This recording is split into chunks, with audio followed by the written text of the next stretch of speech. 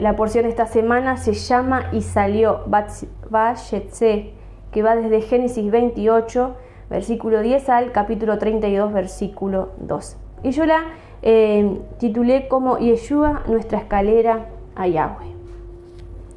En esta porción no solo vamos a ver lo que simbolizan ciertos elementos de la escritura, en este caso de la porción, sino que también vamos a ver lo que significa, lo que simboliza el sueño que tuvo Jacob en Génesis 28. Así que si lo pueden tener a mano, vamos a ir teniéndolo. Si bien ya no lo vamos a leer, pero quiero que lo tengan a mano. Y vamos, antes de llegar a Génesis 28, donde nos habla de este sueño y de los elementos simbólicos y proféticos que tiene este sueño, vamos a ir un poquito hacia atrás. En Génesis 28 nos va a hablar acerca de que, 28:10, perdón, cuando Jacob huye de su hermano, ¿no? Pero vamos a ir un poquito más atrás para recordar cómo fue su concepción desde el vientre de su madre, Rebeca, ¿no? Y qué pasó más adelante. En Génesis 25:21, si quieren lo anotan, después lo leen bien. Génesis 25:21 nos dice, y oró Isaac a Yahweh por su mujer, que era estéril, y lo aceptó Yahweh, y concibió Rebeca su mujer. Y los hijos de Jacob los hijos luchaban dentro de ella, y dijo, si es así, ¿para qué vivo yo? Y fue a consultar a Yahweh, y le respondió Yahweh, 2 naciones hay en tu seno, y 2 pueblos serán divididos desde tus entrañas. Un pueblo será más fuerte que el otro pueblo, y el mayor servirá al menor. Vamos a leer hasta ahí. Y vemos qué sucede más adelante. Acá ya se nos viene diciendo que 2 pueblos, 2 naciones hay en tu seno, y 2 pueblos serán divididos desde tus entrañas. O sea, ya había guerra desde la concepción, en el vientre de Rebeca, ¿no? Y vemos que cuando nace, dice que se peleaban a ver que Esaú iba a salir primero, ¿no? Y dice que le agarró Jacob el pie de su hermano, porque eran gemelos, y salió así, ¿no? Nació con eso. Ya vemos que había una lucha dentro del vientre de Rebeca. Pero quiero leer también en Génesis 27, versículo 35, que nos dice más adelante lo que sucedía, lo que iba a suceder, ¿no? Dice, Jacob siempre quería ser el primogénito. Ya lo vimos que ya desde cuando él nació, dice que le agarró el pie a su hermana, ¿no? Y quería pelear por la primogenitura, ¿no? Entonces vemos que también Jacob quería tener la bendición de su padre, ¿no? Y vemos también anteriormente que Esaú vende su primogenitura por un plato de comida, ¿no? Entonces Jacob, a todo lo que cueste, él iba a querer la bendición de su padre. Entonces dice que él obtiene la bendición de su padre Isaac con engaño. Y en el versículo 35 del capítulo 27 dice, y él dijo, vino tu hermano con engaño y tomó tu bendición. Así que Isaac le estaba diciendo a Esaú, mirá, yo le di la bendición a tu hermano. Dice, ¿vino con qué? Con engaño, y tomó tu bendición.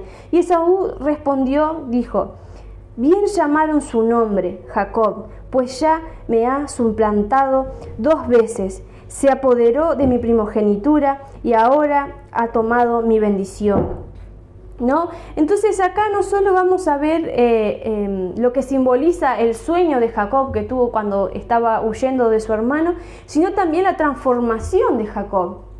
¿Sí? La transformación que va a comenzar a partir de ese viaje. Entonces vemos que Jacob era engañador, era suplantador, ¿no? Como todos nosotros en una vida pasada lejos del Señor, éramos de alguna manera pecaminosa, ¿no? Siempre alejados de Dios, obviamente, somos pecadores, somos, ¿no?, inmerecedores de su gracia. Pero acá nos dice, leíamos Génesis 25 y Génesis 27, que dice que habían dos pueblos, dos naciones que se luchaban dentro de sí, y vemos que esos pueblos, vemos que también Esaú menospreció. También es un pecado menospreciar lo que Dios nos da, menospreciar, ¿no?, lo que tenemos. Y vemos también en Jacob el engaño, el ser suplantador, ¿no? Y en Romanos 7:19 dice, porque no hago el bien que quiero, sino el mal que no quiero, eso hago. ¿Qué tiene que ver con esto?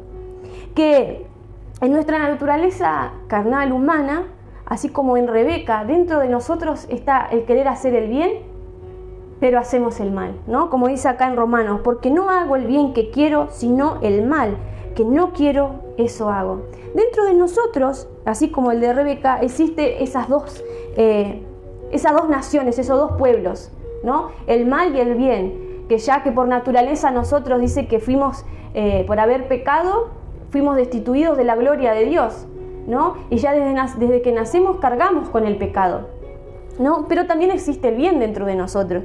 Y siempre hay imágenes en los dibujitos, ¿no?, que está el diablito y está el angelito, o está el lobo y el cordero. Entonces, yo quería dar el ejemplo del lobo y del cordero, ¿no? Dentro de nosotros está el lobo, que vendría a representar el mal, y el cordero representaría el bien, ¿no? ¿A quién de nosotros queremos alimentar? Acá Romanos nos decía, yo quiero hacer el bien, pero hago el mal. Pero depende de nosotros alimentar o al lobo o al cordero, ¿no? Y si nosotros alimentamos al lobo, el lobo se va a comer al cordero, ¿no? Pero si alimentamos al cordero, Emi decía, no, me parece que es muy malo ejemplo, porque un cordero no se va a comer a un lobo. Pero claro, nosotros nos imaginamos un lobo y nos imaginamos un lobo grande, pero yo estoy hablando de la alimentación. Si nosotros, un lobo chiquitito, sin diente, recién nacido, ¿no?, cuanto más lo alimentamos va a crecer, y ahí sí se va a comer. Y yo decía que cuando alimentemos la oveja, ¿no?, el cordero, que representa el bien, lo que va a hacer es hacer huir al lobo. ¿Por qué no matar? Porque con nosotros, mientras vivamos en este cuerpo carnal, vamos a luchar con el mal. Siempre va a luchar el bien con el mal, hasta que venga Yeshua y dice que ponga a sus enemigos por estrado de sus pies, hasta que destruya el mal y seamos totalmente la tierra nueva, cielo y tierra nueva. ¿Amén? Entonces está en nosotros el querer alimentar el bien o el mal. Otro de los ejemplos que se me venía a la mente era que muchas veces he escuchado, no, porque yo soy de Capricornio, dice, porque yo tengo un carácter fuerte, o fulano es de carácter fuerte. Y nos imaginamos esas personas, ¿no? Cuando dicen así, al menos aquí, cuando dicen aquel fulano tiene carácter fuerte, es porque es gritón, o porque es medio mandarín, como le decimos acá, ¿no? Medio autoritario, que se quiere llevar todo por delante y se hace como él dice, como él quiere, ¿no? Y algunos piensan que eso es tener carácter fuerte, pero eso no es tener carácter fuerte, sino que tener carácter fuerte es saber dominar eso. Eso sería tener un carácter débil. Una persona que se enoja, que es impulsiva, que grita, que manda, que es autoritario, ¿no? Que no se calla nada, que no importa si te ofende, ¿no?, y dice lo que piensa, ¿no?, con sus palabras. O una persona no solo que hablando de carácter de cómo es, sino también de las cosas que piensan. Es una persona débil, no es una persona fuerte. Una persona fuerte es la que domina eso. Entonces, bueno, yo tengo por naturaleza, porque una cosa es el carácter y otra cosa es el temperamento. El temperamento es lo que nosotros heredamos de nuestros padres, ¿no? Y a medida que nosotros vamos creciendo, heredamos el temperamento de mi abuela, de mi madre. Pero sin embargo, cuando llegamos a Cristo, cuando llegamos a Yeshua, Él nos enseña a apaciguar ese carácter, esa forma de ser, ¿no? Y ese es el verdadero carácter fuerte, que dominemos lo que por naturaleza nos hace hacer el mal, nos hace pensar decir, no, pero yo tengo depresión y no puedo salir adelante, no, porque me gusta mirar a las mujeres, no sé, en videos o lo que sea, sea cual sea el pecado, dominar eso que por naturaleza viene con nosotros. Eso vendría a ser el carácter fuerte. Lo otro es simplemente un carácter débil que carece un montón de cosas. A veces veo en personas que son así como, sí, porque yo digo lo que yo pienso y no se calla nada. Pero a veces las observás, y yo soy muy observadora, y miro y a veces pienso, digo, ¿cuánta falta le hace de Dios? Porque a veces por fuera son ¿no? Pero por dentro tienen un vacío de Dios impresionante. Se sienten solos, aunque por fuera se vean poderosos, ¿no? Entonces, estas dos naciones que luchan dentro de nosotros tenemos que ver a cuál alimentamos más. Entonces vemos a Jacob, que era el engañador y el suplantador, ¿no?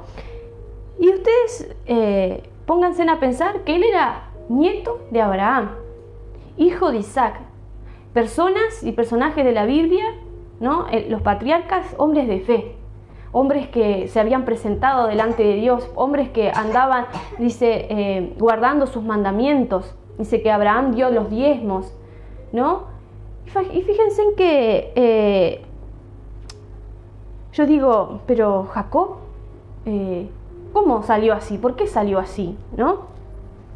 Y vamos a leer 2 de Corintios 10.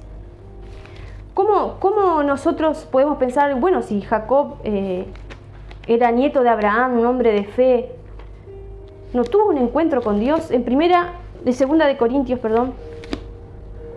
¿cómo hacemos nosotros para que esa naturaleza que tenía Jacob, ¿no? De engañador, de suplantador, podemos hablar de esa naturaleza de infidelidad, de rencor, de enojo? ¿Cómo hago yo para aplacar eso, para quitar eso en nosotros, ¿no? 2 de Corintios capítulo 10, versículo 3. Dice, pues aunque andamos en la carne, o sea, en este cuerpo, no militamos según la carne, porque las armas de nuestra milicia no son carnales, sino poderosas en Dios para la destrucción de fortalezas, derribando argumentos y toda altivez que se levanta contra el conocimiento de Dios y llevando cautivo todo pensamiento a la obediencia a Cristo. Y si acá nos dice para la destrucción de ¿qué? De fortalezas. Fortalezas lo podríamos asimilar con lo que podemos hacer en nuestra mente, ¿no? Como dije, el ángel y el diablillo, esas fortalezas que nosotros mismos no hacemos. No, yo no puedo, no, porque yo soy incapaz de predicar, o incapaz de compartir el evangelio, o incapaz de tener una familia, ¿no? Nos formamos fortalezas, o si no, también las fortalezas, y acá nos dice, derribando argumentos, esas fortalezas que a veces decimos, bueno, pero yo tengo el nivel alto en teología, porque yo soy el apóstol ungido del profeta Elías, no sé, por decir así, ¿no? Esas fortalezas que se nos hacen en nuestra mente, ¿no? Porque yo llevo 40 años en el evangelio y vi milagros y vi esto y pasó y hice sanidades, ¿no? Pero sin embargo, acá nos dice argumentos y toda altivez que se levanta contra el conocimiento. A veces dicen, no, pero se quedan con los milagros y las sanidades. ¿Y el conocimiento? Si le preguntás qué dice en Apocalipsis, no sé, 22, ni siquiera saben. Si le preguntás, ¿y quién era el amigo de Jesús? O qué sé yo. No, pero Jesús sanó, ¿no? Se levantan contra el conocimiento, la altivez que uno puede tener, esas fortalezas que se arman que arman la religión, nuestra propia religión en nuestra mente, ¿no? Dice, derribando argumentos y toda altivez que se levanta contra el conocimiento de Dios y llevando cautivo todo pensamiento a la obediencia de Cristo, Entonces, dice que debemos llevar cautivo todo pensamiento. Bueno, yo tengo estos argumentos, pero los llevo cautivo. Yo tengo pensamientos de mal, pero los llevo cautivo a la obediencia.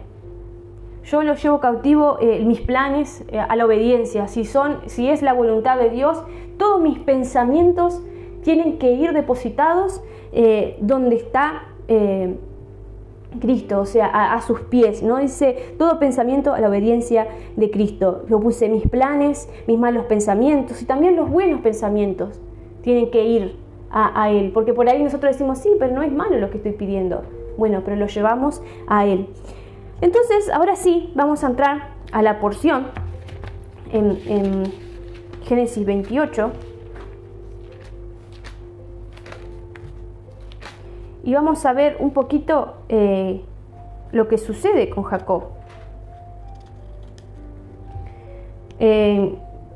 Génesis 28, versículo 10, dice: Salió pues Jacob de Berseba y se fue a Harán, y llegó a un cierto lugar y allí durmió, porque ya el sol se había puesto, y tomó las piedras de aquel lugar, de aquel paraje, y puso a su cabecera, y se acostó en aquel lugar. Y soñó, y aquí una escalera que estaba apoyada en la tierra, y a su extremo tocaba el cielo, y aquí ángeles de Dios que subían y descendían por ella. Y aquí Yahweh estaba en lo alto de ella, el cual dijo: Yo soy Yahweh, el Dios de Abraham, de tu padre. El Dios de Abraham, tu padre, y el Dios de Isaac. La tierra en que estás acostado te la daré a ti y a tu descendencia. Será tu descendencia como el polvo de la tierra, y te extenderás al occidente, al oriente, al norte y al sur, y todas las familias de la tierra serán benditas en ti y en tu simiente. He aquí, yo estoy contigo, y te guardaré por donde quiera que fueres, y volveré a traerte a esta tierra, porque no te dejaré hasta que hayas hecho lo que te he dicho.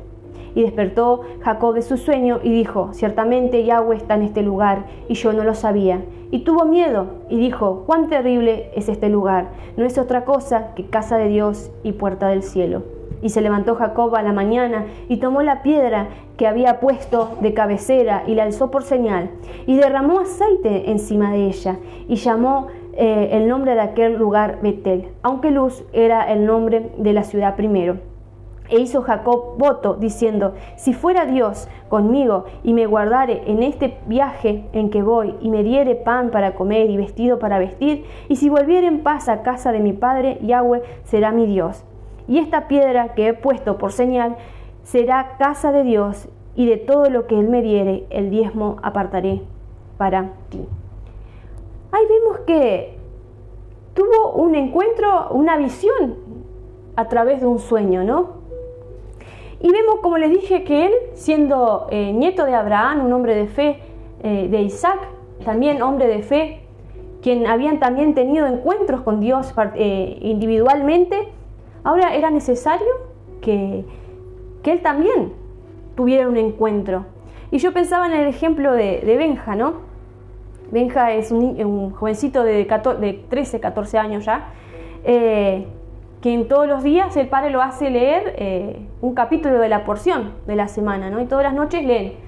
Si bien a veces está como cansado y no quiere, a veces sí, con ánimo lee, va a llegar un momento que él va a tener que decidir y hacerlo por cuenta propia. Como dije, Jacob tenía a su abuelo, tenía a Isaac, que eran personas de fe, pero a todos nos toca, ¿no? Emiliano tenía a su abuela, que también era una mujer de fe, pero si bien se le inculcó el evangelio, llegado un momento él tuvo que tomar la decisión. Por más que nosotros querramos decir, bueno, tenés que estar, ¿no? Y mucha gente, muchos hijos de pastores, de líderes, no van a la iglesia porque los padres los mandan, pero no han tenido un encuentro con Dios, ¿no? Yo siempre fui desde chiquitita a las escuelitas bíblicas, me gustaba ir a la iglesia y demás, pero aún no habían comprendido lo que era la responsabilidad de lo que era servir a Dios, de lo que era una vida consagrada a Dios. Y algunos piensan, dice, bueno, me voy a consagrar para el matrimonio. No, y después del matrimonio tenés que seguir consagrándote. La santidad es antes del matrimonio y después del matrimonio también. Entonces todos tenemos que tener un encuentro con Dios en algún momento de la vida, dice. Pero algunos piensan, bueno, pienso yo, ¿no? Que hay personas que aún hace 40, 20 años que están en el Evangelio y todavía no han tenido un verdadero encuentro con Dios, sino solamente fueron momentos de emocionalismo. No, ay, no sabes, es lo que sentí la presencia, pero siguen teniendo una vida pecaminosa en su casa, fuera de la iglesia, y todavía no han tenido un verdadero encuentro con Dios. Me acuerdo que nos preguntábamos con Emi, ¿no? de lo que hemos aprendido antes de conocer esta verdad, y no quiere decir que nosotros tengamos toda la verdad, solo que sabemos algo que capaz otros no lo conocen. Y cuando decidimos guardar el Shabbat, uno de los mandamientos, si bien nosotros teníamos claro, no notarás imagen, no adulterarás, no robarás, ya lo teníamos bien claro, pero el cuarto mandamiento como que pasaba por alto. Y un día, ya hace tiempo que veníamos escuchando sobre Shabbat, decimos, bueno, mañana lo vamos a guardar. Más o menos, porque no, en realidad empieza el viernes al anochecer hasta el sábado al atardecer, ¿no? Y me acuerdo que mientras cocinábamos, pusimos música, y música que escuchábamos en la iglesia, no era música nueva, no era algo una alabanza nueva, una adoración nueva que nos haya tocado el corazón, sino me acuerdo específicamente que es una canción de Barak que dice: Dios, háblame.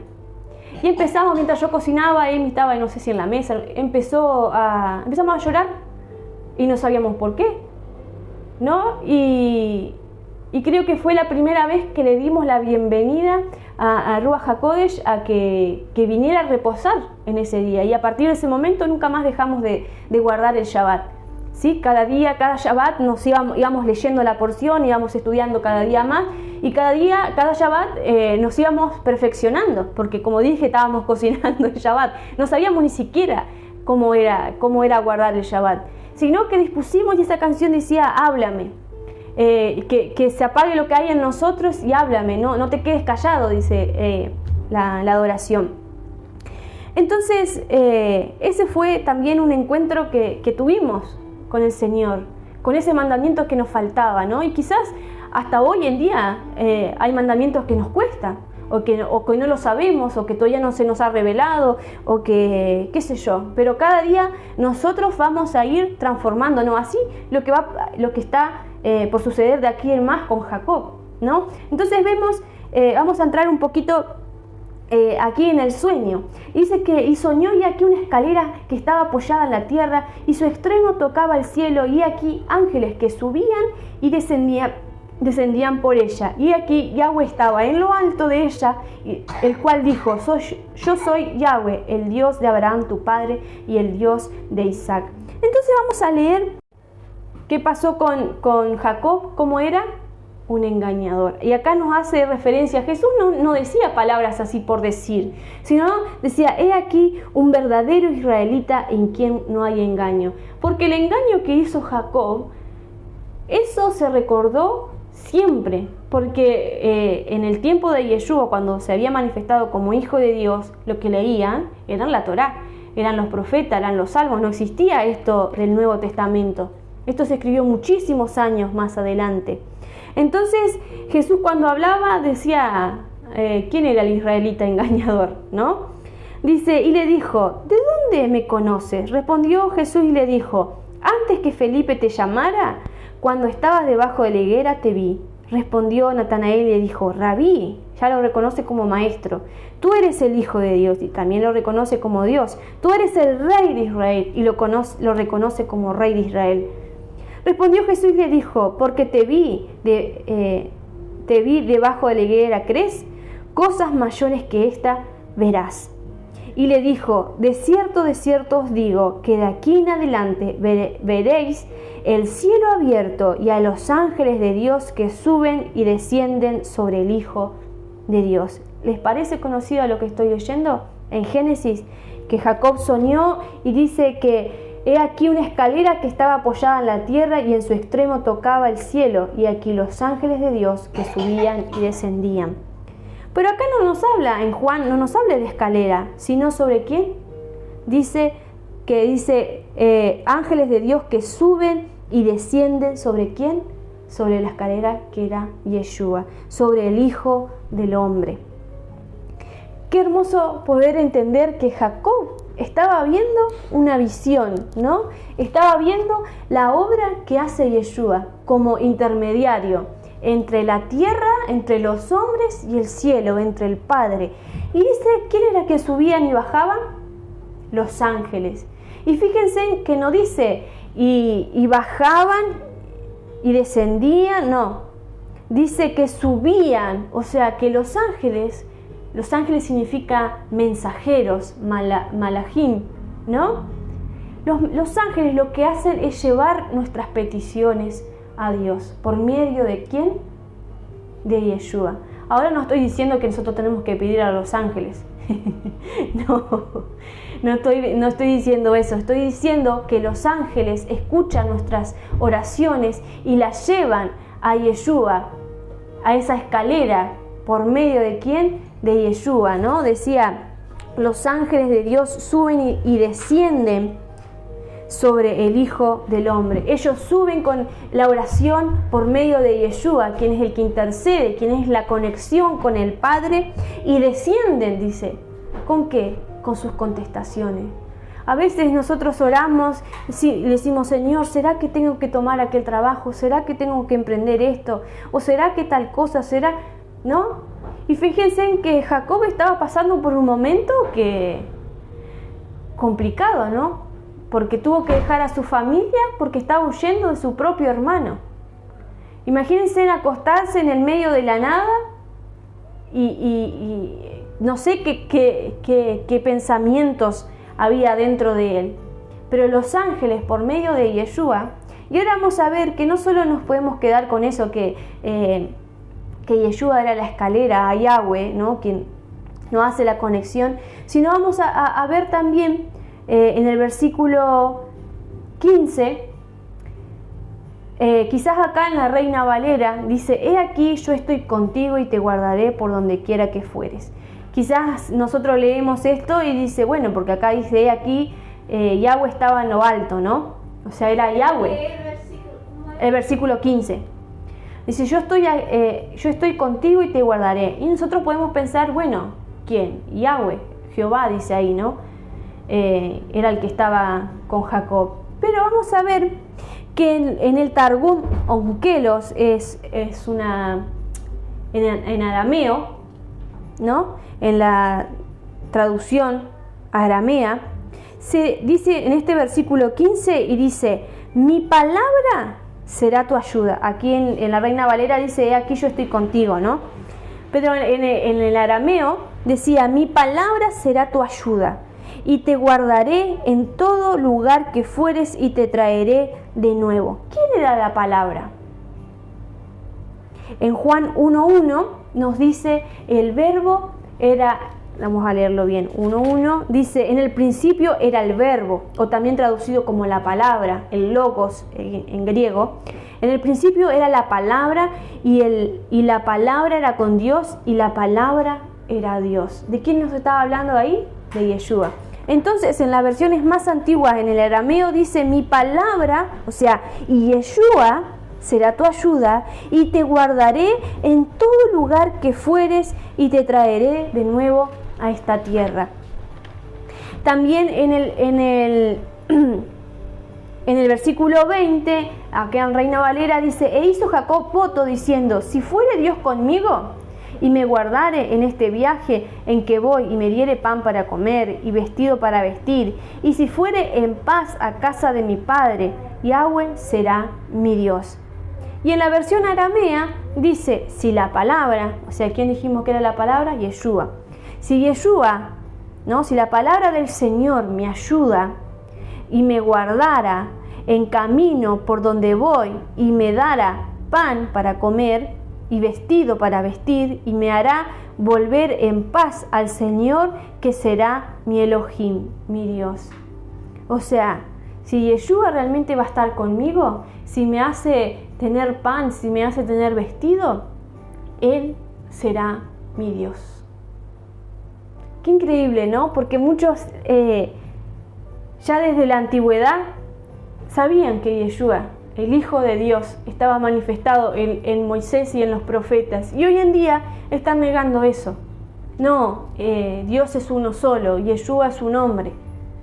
Pero es hermoso poder ver esto, ¿no? Pero no nos quedemos solo con esto. Solo podemos ver que Yeshua es nuestro intermediario, ¿no? De la tierra, del hombre aquí en la tierra, con el Padre en los cielos. Pero dice que cuando se despertó de este sueño, que la roca con la que él estaba durmiendo de cabecera, dice que la ungió. Y ahí vemos que cuando Natanael dijo, no, Rabí, tú eres el Hijo de Dios, tú eres, ¿cómo fue que le dijo? A ver, déjeme leer. Le dijo Rabí, le dijo hijo de Dios y le dijo rey de Israel, ¿no? A un rey que se le hace cuando va a asumir a un trono, se lo unge. Entonces Jacob estaba ungiendo aquello que representa la roca de nuestra salvación. No es necesario que nosotros busquemos los versículos, pero yo creo que es bastante conocido y sabemos los que son creyentes que la roca es Yeshua. Entonces, en esta transformación que ha comenzado recién con Jacob, lo primero que hizo fue ungir la roca. Es conocer al Hijo de Dios, que es el intermediario entre el hombre y el Padre. Y vemos que él lo reconoce también como el Mashiach, porque ungido significa eso, ¿no? Mashiach significa ungido. Entonces hoy hablábamos acerca de esta transformación y de lo que hay en nosotros, esos dos pueblos, esas dos naciones, esos pensamientos que debemos llevarlos cautivos, esos pensamientos de mal, esos pensamientos de angustia, de depresión, que quizás Jacob estaba también pasando. Y en ese momento fue un antes y un después para Jacob, ¿no? Dice, yo ahora te daré los diezmos, ¿no?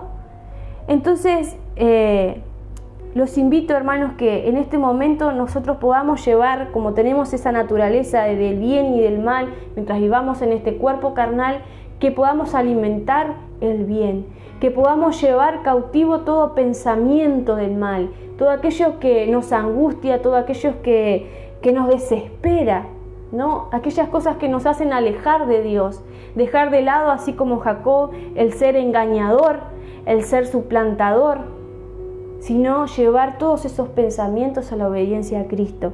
Amén. Y que podamos conocer y entender que nuestro único intermediario al Padre es Yeshua. No hay una virgen, no hay un santo, no hay un hombre ni nada, sino que solo Él es quien intercede por nosotros al Padre. Amén. Yeshua es el Señor. Amén. Amén, Luján. Y bueno, eso era lo que quería compartir. Espero que les sea de bendición y que podamos estar dominando esa parte de nosotros que nos cuesta. ¿Sí? Llevar cautivo esos pensamientos de amargura, de soledad, de pecado, de infidelidad, de lo que sea sea lo que nos está apartando del Señor. Amén. Vamos a estar terminando.